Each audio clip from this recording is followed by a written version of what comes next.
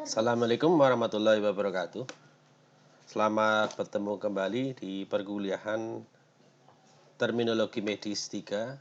Pada kesempatan pada hari ini kita akan mengupas tuntas tentang sistem muskular pada tubuh manusia. Nah, apa yang dimaksud dengan sistem muskular? Sistem muskular merupakan sistem yang berkaitan dengan jaringan otot dan sekitarnya. Pada kesempatan ini masuk pada pertemuan yang ke-11 perkuliahan kita tentang terminologi medis 3. Saya awali dengan tinjauan struktur, combining form, dan fungsi sistem pada otot. Ada 3 komponen dalam terminologi medis sistem muskular, yaitu pada struktur besar, kemudian pada combining form yang berhubungan, dan fungsi primer. Saya memilih beberapa terminologi medis pada sistem muskular kali ini, yaitu pada struktur besar, yaitu otot atau muscles. Dalam terminologi medis, combining form yang dipakai adalah muskulo, myo, dan myoso. Sama-sama diberi combining form dengan vokal O, yaitu muskulo diakhiri dengan O, myo, dan myoso. Fungsi primer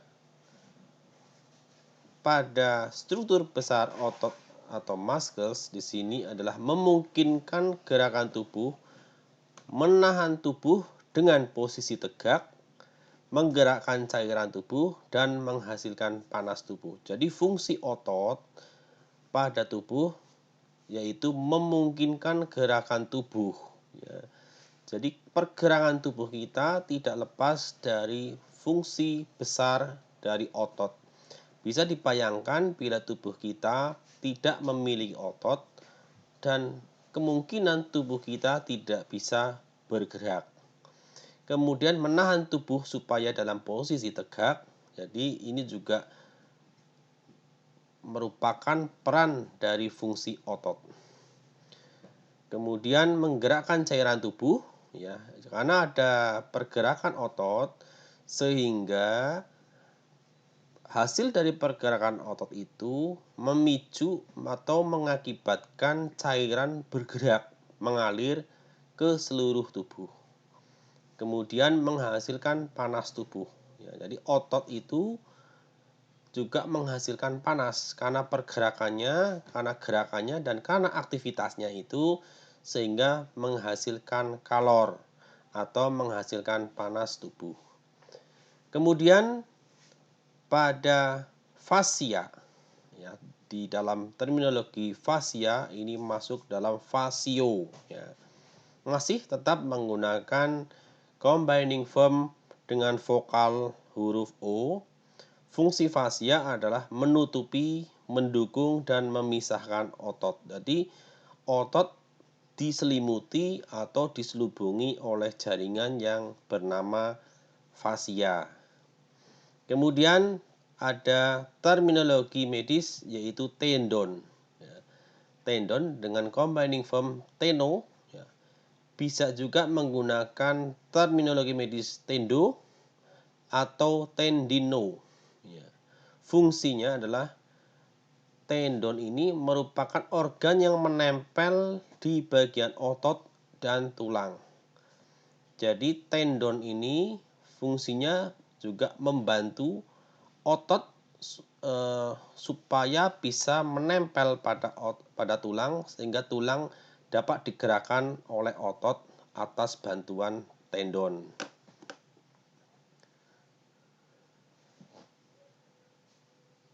Pada perkuliahan ini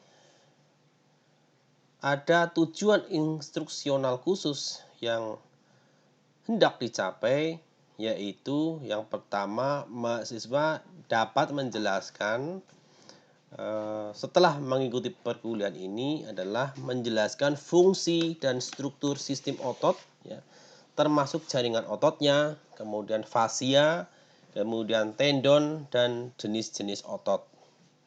Kemudian yang kedua, mengenali, mendefinisikan, mengeja, dan mengucapkan istilah atau terminologi medis yang terkait dengan pergerakan otot dan menjelaskan nama-nama otot yang ada dalam tubuh manusia. Yang ketiga, mengenali, mendefinisikan, mengucapkan, dan mengeja istilah atau terminologi medis yang berkaitan dengan patologinya, prosedur diagnostik, serta perawatan dari sistem otot. Maksud di sini adalah perawatan akibat dari penyakit yang mengganggu sistem otot. Ini adalah tujuan instruksional khusus yang hendak dicapai dalam pertemuan ini.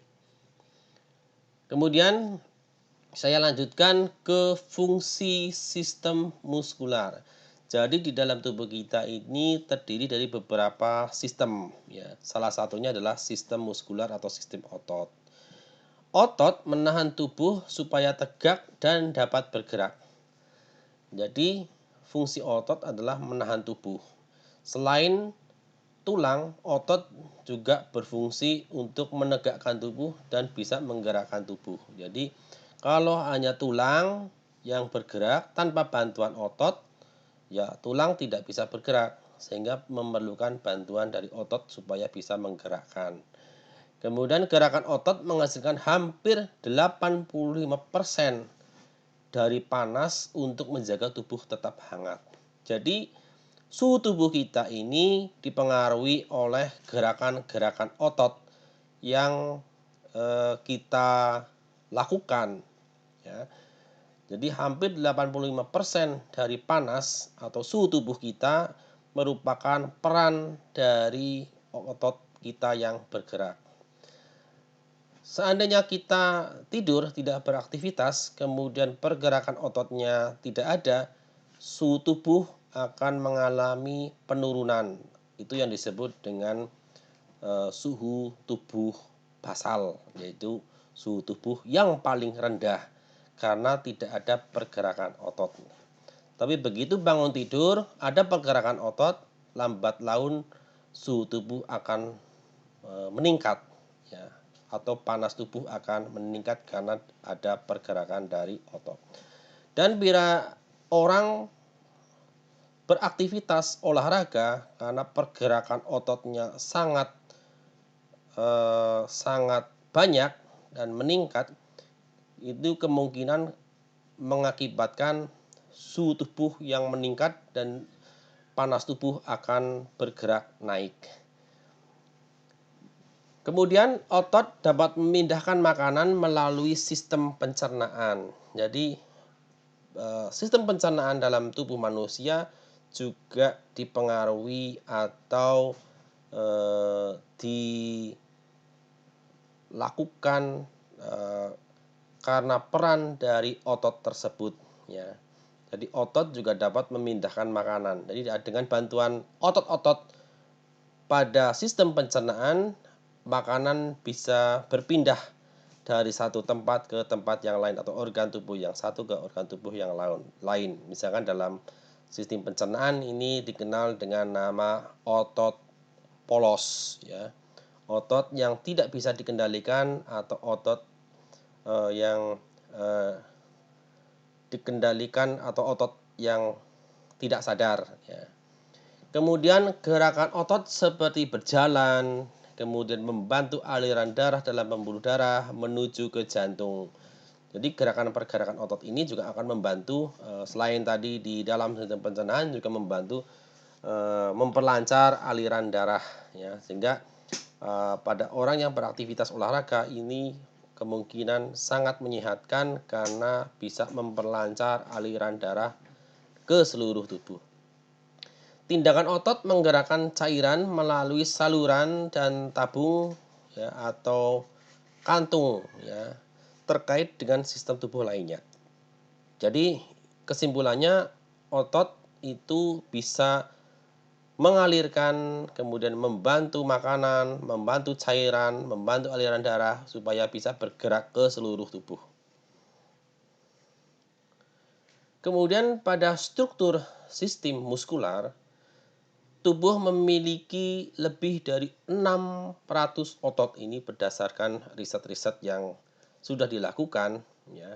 Jadi tubuh kita kurang lebih ada 600 otot ya yang menempel pada tubuh kita dari kepala sampai ke ujung kaki ya, dari wajah, kepala, leher, kemudian anggota badan, anggota gerak tangan dan anggota gerak kaki, membentuk sekitar 40% sampai 45% dari berat tubuh ya. Jadi kita biasa menimbang ya, menggunakan alat timbangan kita bisa mengetahui berat tubuh kita berdasarkan timbangan tersebut, dan kita bisa menghitung otot itu berapa dari berat tubuh kita. Jadi diambil 40% sampai 45% dari berat tubuh kita merupakan adalah jumlah keseluruhan otot yang ada dalam tubuh kita. Kemudian otot rangka. Otot rangka adalah yang terbuat dari jaringan serat ya, kemudian dilapisi oleh fasia, kemudian melekat pada tulang oleh tendon. Jadi ada tendon-tendon menempel pada tulang ya. Ini jadi tendon itu menghubungkan otot dengan tulang sehingga tulang bisa bergerak. Ya, serat otot. Ya, serat otot adalah sel-sel panjang ramping yang membentuk otot, sehingga setiap otot terdiri dari sekelompok serat yang disatukan oleh jaringan ikat dan ditutup dalam jaringan fibros atau jaringan fibrosa. Jadi otot itu berisi serat otot yang berbentuk sel yang panjang-panjang ya. Jadi otot itu bisa memanjang, bisa memendek, bisa fleksi, bisa ekstensi ya. Ini karena bentuk otot yang elastis ya. Kemudian fasia ya, fasia. Jadi dalam pengucapan itu bisa diamati, fasia adalah lembaran penghubung berjaringan serat yang menutupi, menyangga, dan memisahkan otot atau kelompok otot. Jadi dalam bentuk jamak dalam terminologi medis ini, fasia itu berubah menjadi fasiae atau fasias. Jadi kalau fasia itu bentuk tunggalnya, kalau bentuk jamak, plural atau bentuk dalam jumlah yang banyak disebut atau ditambahkan sufiks ae atau as ya. Jadi fasiae atau fasias ya. Fasia bersifat fleksibel untuk memungkinkan gerakan otot, namun tidak memiliki sifat elastis untuk mengakomodasi pembengkakan jaringan yang tertutup. Jadi sifatnya sama seperti otot, elastis, tapi kurang dapat berperan bila terjadi pembengkakan jaringan. Ya, misalkan ada trauma, ada perlukaan, fasia tidak bisa berperan. Kemudian ada terminologi medis pada organ otot yaitu miofasial ya. Dalam pengucapannya itu bisa diamati miofasial ya, yang berarti berkaitan dengan jaringan otot dan fasia ya. Jadi mio itu artinya adalah otot ya, mio ya. Kemudian fasia atau fasi berarti bermakna organ fasia, dan al atau sufiks al berarti atau bermakna berkaitan atau berhubungan dengan yang tadi dibicarakan di depan, jadi miofasi ya. Jadi miofasial adalah yang berkaitan dengan otot dan fasia. Jadi ada gabungan organ mio dan fasia.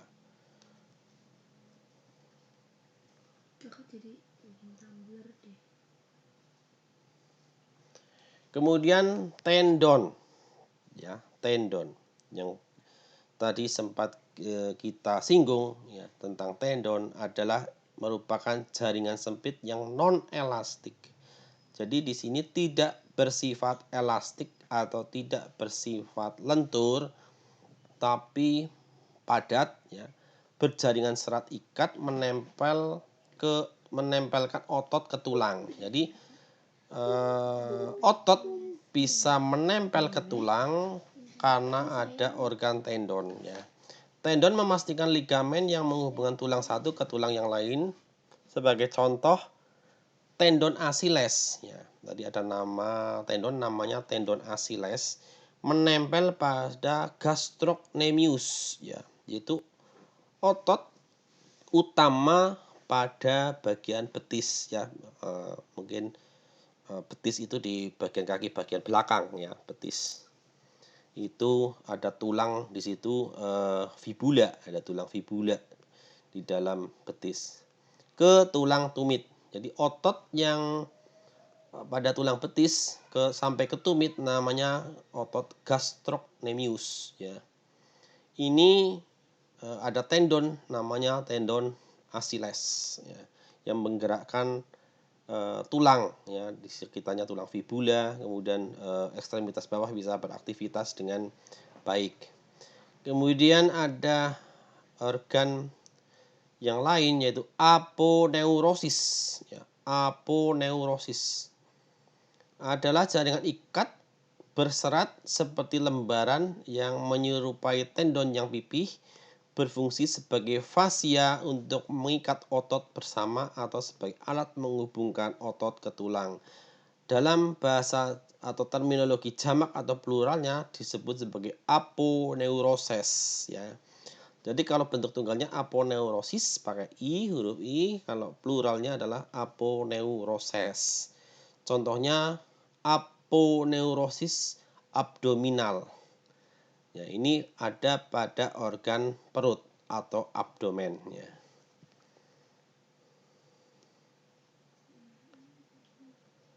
Nah, ini ditampilkan gambar tentang otot, kemudian tendon, kemudian ligamen ya di situ.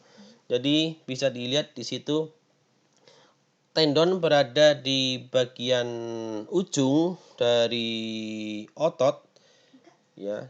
Dari ujung, kemudian di pangkal juga ada ya.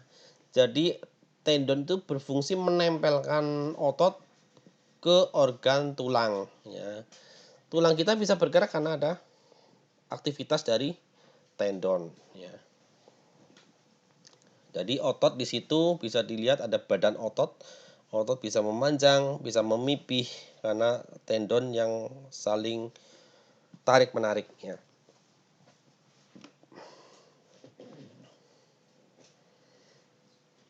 Kita masuk ke jenis jaringan otot ya. Ada 3 jenis jaringan otot, yaitu yang pertama otot rangka ya, atau yang biasa kita sebut otot lurik atau otot sadar ya. Yang kedua otot polos ya, atau yang disebut dengan otot yang tidak sadar. Kemudian yang ketiga adalah otot jantung atau miokard ya. Jenis otot ini akan diuraikan sesuai dengan bentuk dan fungsinya yang akan kita bahas. Yang pertama adalah otot rangka atau skeletal muscle atau otot lurik yang biasa kita sebut ya, otot lurik atau otot sadar ya. Otot rangka ini melekat pada hampir semua tulang kerangka di tubuh manusia yang fungsinya adalah untuk menggerakkan tubuh. Jadi pergerakan tubuh kita ini dipengaruhi oleh otot rangka ya, dari tulang di kepala ya, tulang tengkorak ya, sampai ke tulang bagian kaki ini diliputi oleh beberapa otot rangka. Otot rangka dikenal sebagai otot sadar atau voluntary muscle ya. Karena otot ini dapat dikendalikan dengan kesadaran kita. Jadi seandainya kita akan menggerakkan tangan kita, ini tangan kita bisa bergerak, berarti pergerakannya karena dipengaruhi oleh otot sadar atau voluntary muscle tadi. Otot rangka disebut juga sebagai otot lurik atau striated muscle karena bentuk ototnya memang bergaris-garis ya, seperti lurik ya.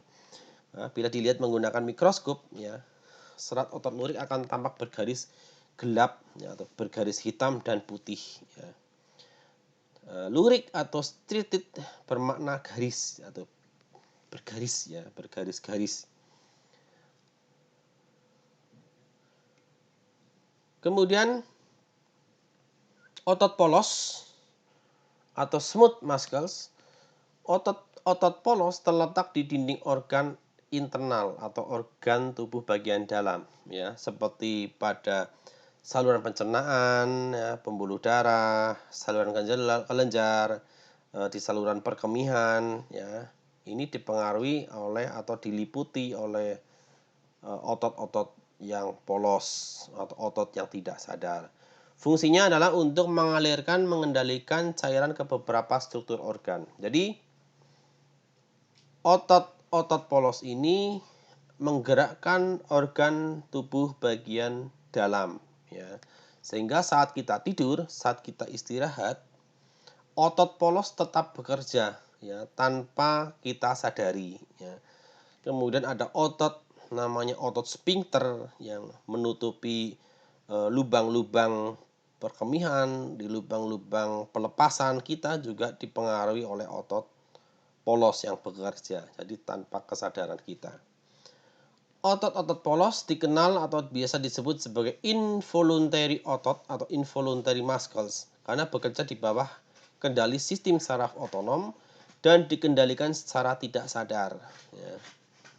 Otot polos disebut juga otot yang tidak lurik ya, karena memang gambarannya polos kalau dilihat di alat namanya mikroskop ya, karena tidak memiliki garis gelap dan terang ya. Otot polos juga disebut sebagai otot visceral ya, karena ditemukan di organ internal yang besar ya, kecuali jantung. Kalau jantung itu diliputi oleh otot khusus namanya otot miokard ya. Dan dalam struktur berongga seperti sistem pencernaan dan perkemihan, visceral bermakna berkaitan dengan organ internal. Jadi viscer itu artinya dalam, al itu artinya adalah berkaitan dengan. Jadi bisa dipahami atau bisa dibayangkan bahwa organ-organ di dalam tubuh kita pada sistem pencernaan, perkemihan dan lain-lain ini diliputi oleh otot yang bernama otot polos.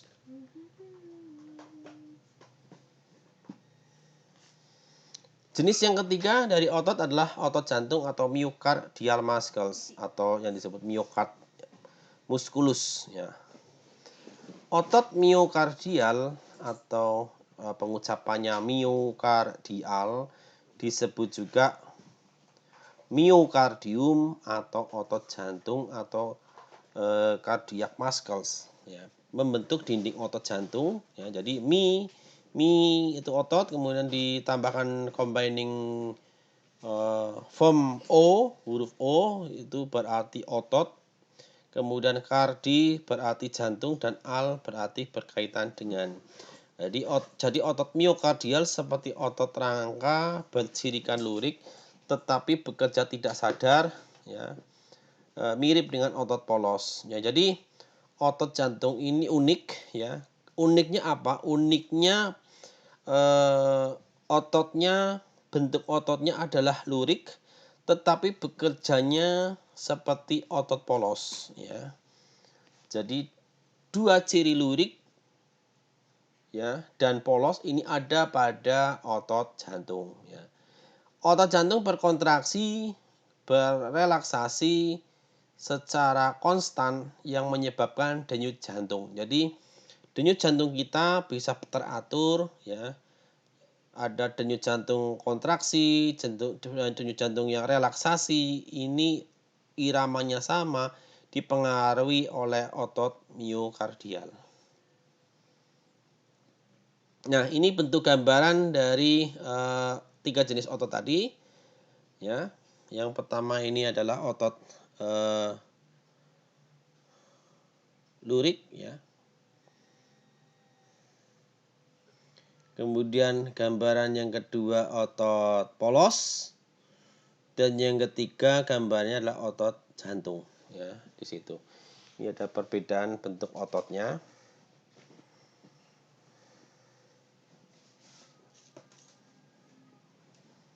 Nah, kemudian kita masuk pada cara bekerja otot.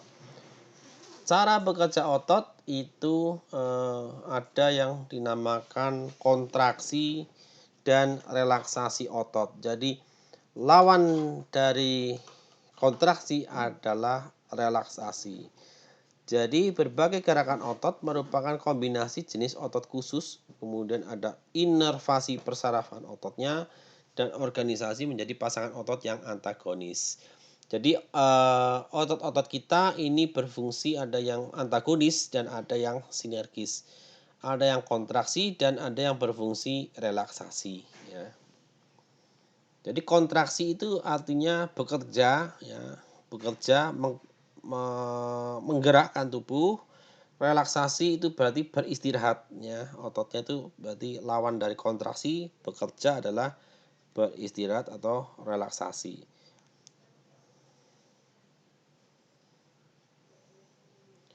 Kemudian persarafan otot atau muscle innervation, otot juga dipengaruhi oleh saraf yang supaya dapat menggerakkannya, yaitu persarafan otot atau muscle innervation atau innervation, ya, atau inervasi di sini adalah stimulasi otot oleh impuls yang ditransmisikan oleh saraf motorik. Jadi saraf motorik. Saraf motorik merangsang otak untuk bisa otot bergerak atau berkontraksi. Ketika stimulasi berhenti, ya, otot rileks atau santai. Jika impuls saraf terganggu karena cedera atau penyakit, otot tidak dapat berfungsi dengan baik atau menderita kelumpuhan dan tidak dapat berkontraksi. Ya, jadi bila ada gangguan di bagian otot, otot tentunya tidak bisa berfungsi secara maksimal. Kemudian neuromuskular, ini pengucapannya ini bisa diamati, berarti saraf yang berkaitan dengan saraf dan otot. Neur atau neuro berarti saraf, muskul berarti otot, dan sufiks -ar berarti berkaitan dengan, ya.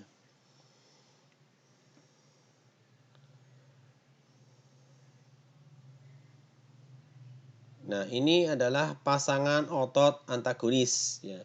Semua otot diatur secara berpasangan, ya. Terminologi antagonistik merupakan pekerja yang berlawanan, ya. Berlawanan dengan yang lain. Otot dalam setiap pasangan terbentuk dari sel khusus yang dapat mengubah panjang atau bentuk dengan berkontraksi dan berelaksasi. Jadi otot itu bekerja bisa memanjang, bisa berkerut, ya. Jadi memanjang, berkerut. Ini ada kontraksi, ada relaksasi. Ketika salah satu otot berkontraksi, otot yang lain akan relaksasi, ya, karena ini berlawanan. Tindakan berlawanan ini menyebabkan suatu pergerakan. Jadi pergerakan kita bisa maksimal karena ada otot yang bekerjanya berlawanan. Jadi berlawanan ini tidak mengganggu, memang fungsi alami dari otot, fungsi normal dari otot memang harus berlawanan. Jadi fungsi berlawanan ini tidak mengganggu aktivitas tubuh atau pergerakan dari otot itu sendiri. Kontraksi adalah pengencangan otot, ya, sehingga otot berkerut. Saat kontraksi otot menjadi pendek, ya, dan tebal, ya. Itu tadi saya katakan berkerut, ya. Menyebabkan badan otot menjadi lebar, ya, badan otot. Jadi otot tadi dalam gambaran tadi ada tendon di ujung, tendon di pangkal, badan otot ada di tengah, ini yang bisa bergerak memanjang dan memendek. Kalau memendek ini namanya adalah kontraksi. Relaksasi terjadi saat otot kembali ke bentuk aslinya. Jadi dalam kondisi otot sedang istirahat. Saat relaksasi, otot menjadi lebih panjang dan lebih tipis. Badan otot tidak membesar, ya.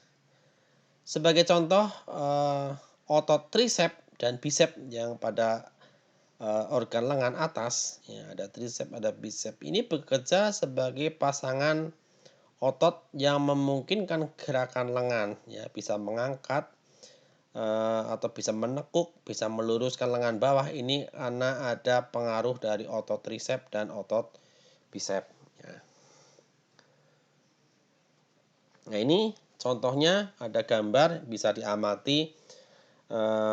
Ada namanya otot tricep, ada yang namanya otot bicep ya, karena dari terminologi ini kata tri berarti ini terdiri dari 3 otot, kemudian bicep dari kata bi berarti terdiri dari 2 bagian otot ya.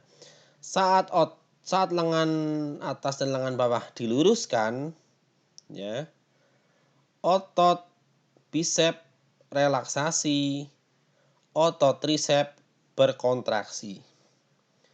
Gambar sebelahnya ya, lengan bawah diangkat ke atas atau ditekuk ke arah atas. Yang bekerja adalah otot bicep. Nah, bisa saya tunjukkan. Ini otot bicepnya di depan ya. Ini berkontraksi atau bekerja, sedangkan otot yang relaksasi atau otot yang santai adalah otot tricep ya, di belakang ya.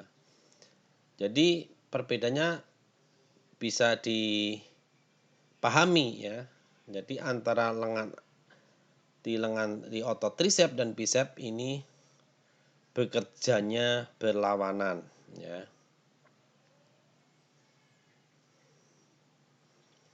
Sekarang kita masuk ke arah gerakan otot yang berlawanan tadi.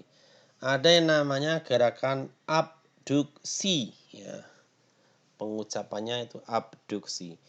Adalah gerakan anggota tubuh ya, menjauhi garis tengah atau sumbu tengah tubuh ya. Jadi gerakannya menjauhi, nanti kita lihat gambar ya. Ab artinya jauh ya, atau menjauhi, dak ya, duksi ya, dia kata duk ya, menuju ya.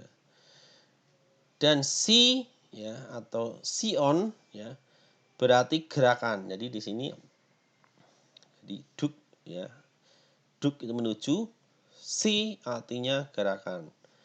Kemudian otot yang membuat abduksi ini namanya adalah abduktor. Otot yang bergerak menuju garis tengah tubuh, jadi namanya adalah abduktor.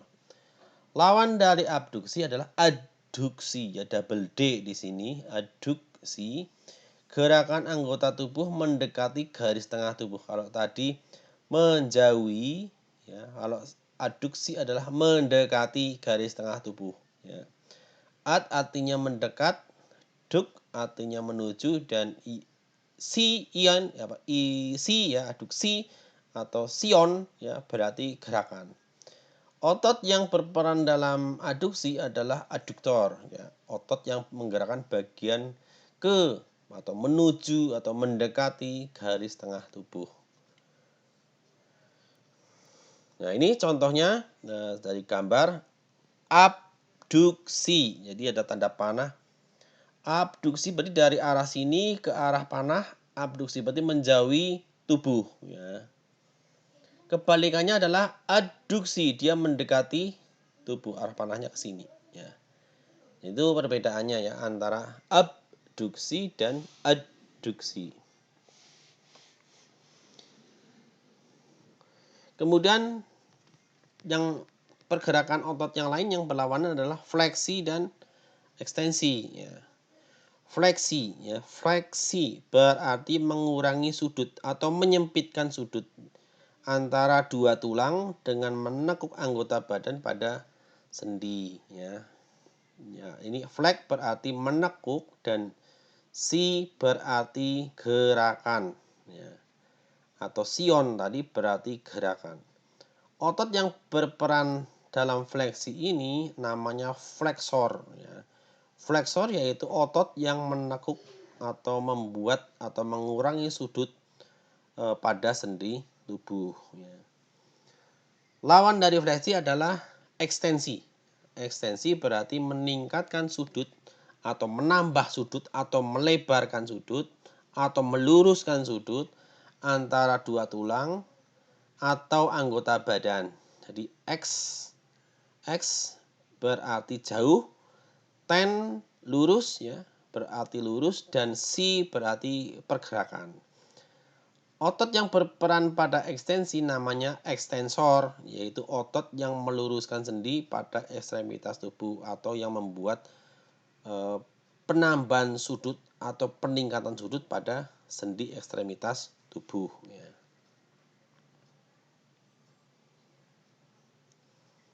Ditambah lagi, tadi ada fleksi, ada ekstensi. Sekarang yang lebih ekstrim lagi adalah hiperekstensi atau hyperextension, yaitu ekstensi yang ekstrim, yang lebih ya.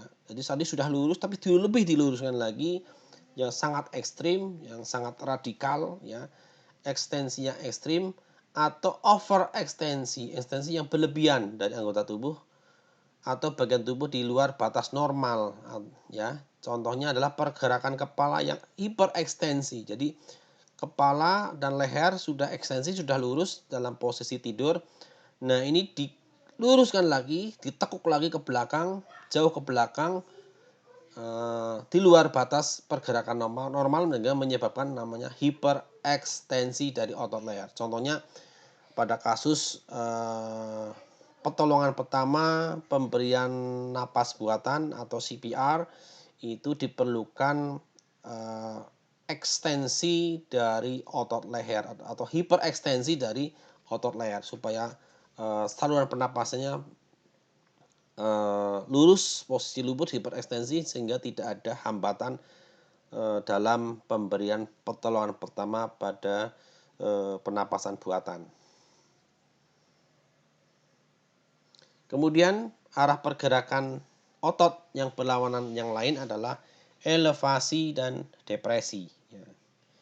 Elevasi adalah gerakan menaikkan atau mengangkat bagian tubuh seperti menaikkan tulang rusuk saat menarik napas. Menarik napas itu tulang rusuk naik, ini namanya elevasi. Otot yang berperan pada elevasi namanya elevator, yaitu otot yang mengangkat bagian tubuh. Lawan dari elevasi adalah depresi, yaitu tindakan menurunkan bagian tubuh seperti menurunkan tulang rusuk saat bernapas. Jadi menaikkan tulang rusuk saat mengambil napas, mengeluarkan napas, atau ini bisa posisi menurunkan tulang rusuk. Namanya adalah depresi. Jadi otot yang berfungsi pada depresi namanya depresor, yaitu otot yang menurunkan bagian tubuh. Nah, ini tadi beberapa kesimpulan yang tadi kita sudah bahas. Kesimpulannya atau lebih singkatnya, lawan kata gerakan otot ini kita tadi sudah mempelajari tentang abduksi, yaitu menjauhi garis tengah atau sumbu tubuh ya.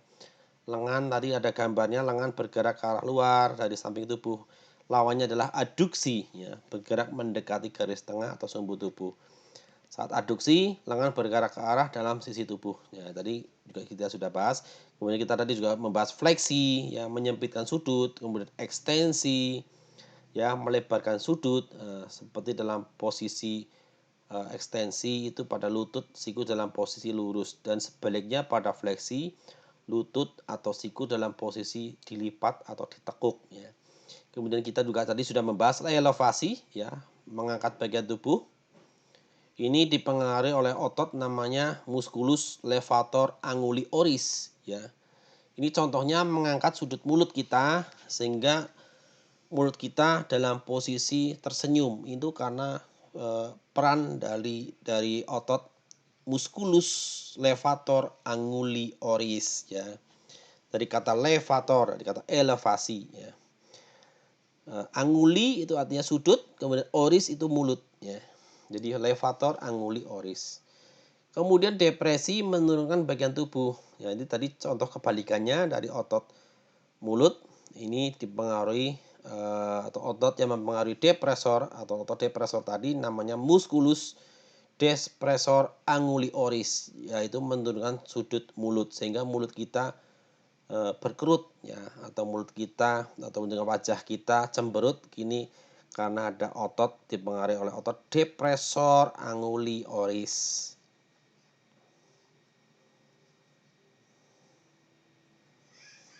Ya, kemudian ada rotasi ya. Rotasi itu memutar tulang pada porosnya sendiri. Ya, jadi ada pergerakan tulang pergerakan otot kita bisa berputar ya, seperti lengan atas bisa berputar, kemudian kaki juga kita bisa berputar ya. Ini karena ada rotasi. Kemudian sirkumduksi ya, gerakan melingkar di ujung anggota tubuh.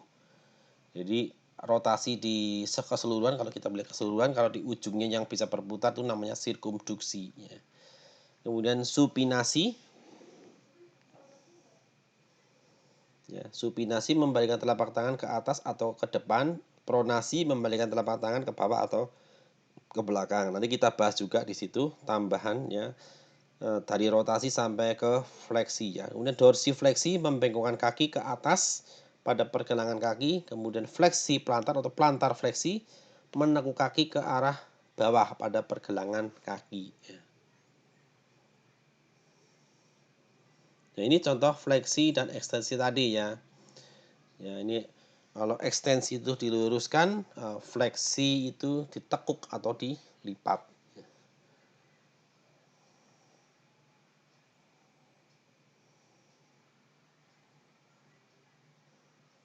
Ya, rotasi dan sirkumduksi. Jadi lawan dari rotasi adalah sirkumduksi. Ya, melingkar, gerakan melingkar di sekitar sumbunya seperti sendi bahu ya. Di sendi bahu kita ini bisa melingkar. Sedangkan sumbunya adalah garis imajiner ya, atau garis hayal ya. Garis imajiner itu garis hayal. Jadi seolah-olah ada garis tersebut yang berjalan memanjang melalui pusat tubuh ya. Jadi ada sumbunya di situ. Sebaliknya atau lawannya adalah sirkumduksi ya. Sirkumduksi atau circumduction ya, yaitu gerakan melingkar pada ujung anggota tubuh. Jadi kalau melihat kita ujung tubuh yang bergerak memutar tadi, itu dinamakan sirkumduksi atau circumduction. Contohnya pada gerakan mengayun dari ujung lengan. Jadi yang dilihat adalah ujungnya. Ya, ini contoh gambarnya. Rotasi ini saya tunjukkan. Rotasi ini adalah pergerakan pada pangkal organ tubuh ya. Sedangkan kalau kita melihat ujungnya adalah namanya sirkumduksi ya.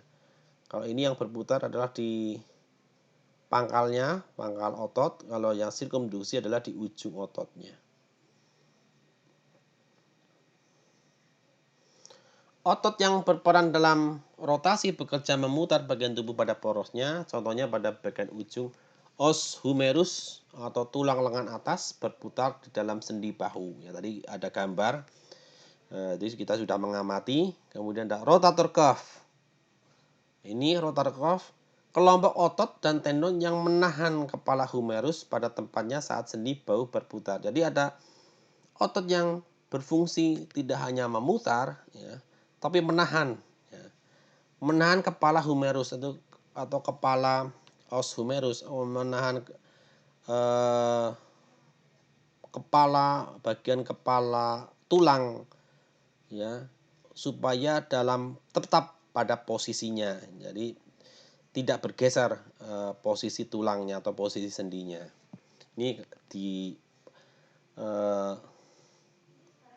dipengaruhi oleh rotator cuff tadi.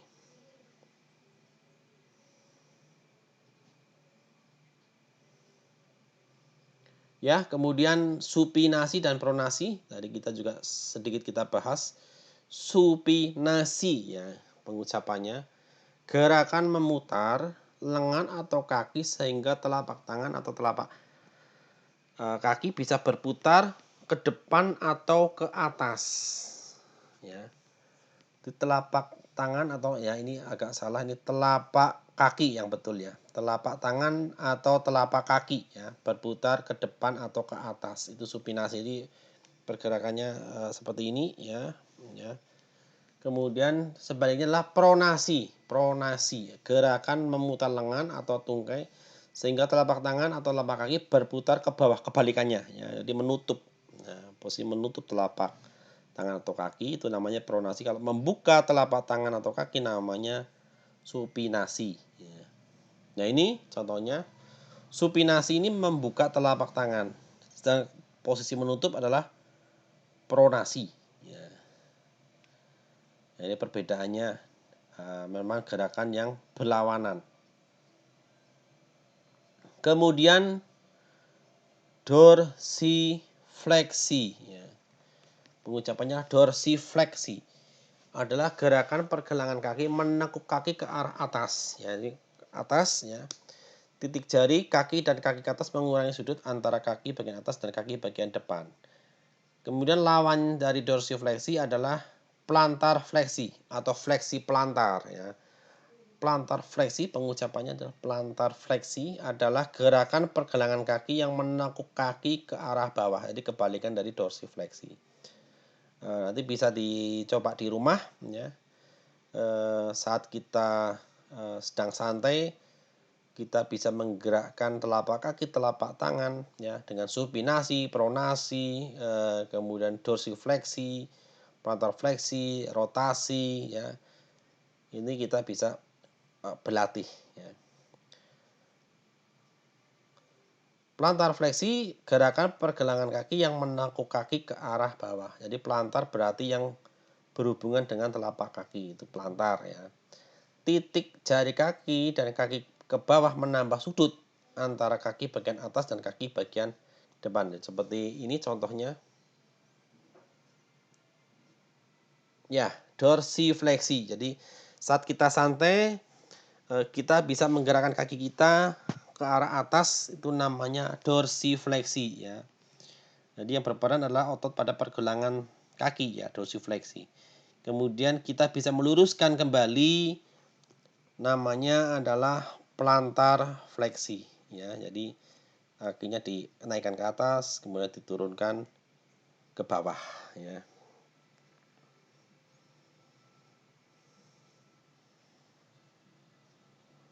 Ya, demikian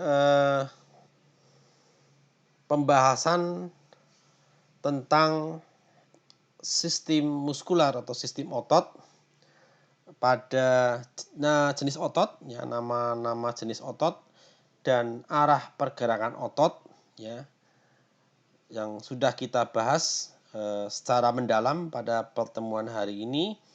Dan tentang nama-nama otot kita akan lanjutkan pada pertemuan minggu depan. Jadi pertemuan minggu depan masih membahas tentang sistem muskular. Ya, karena waktu sangat terbatas dan harus kita akhiri pertemuan perkuliahan pertemuan yang ke-11 terminologi medis 3 ini. Sampai di sini saya akhiri dan terima kasih atas perhatiannya. Wassalamualaikum warahmatullahi wabarakatuh.